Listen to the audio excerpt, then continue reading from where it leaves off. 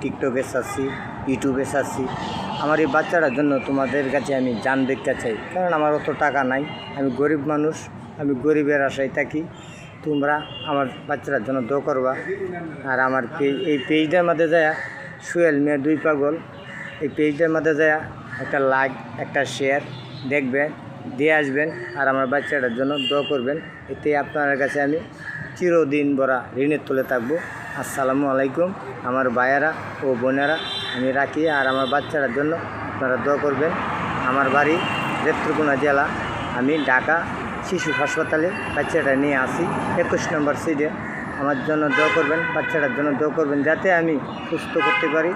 ডাক্তারে বলছে 3 লক্ষ টাকা লাগে অপারেশন করলে। এতে আমার কিছু নাই, বাড়িঘর নাই, কিছু নাই, আমি টাকা পড়িয়ে দিয়েছি। আপনারা সকলের দোয়া চাই আমার বাচ্চাটার জন্য। আসসালামু আলাইকুম ভাইয়েরা।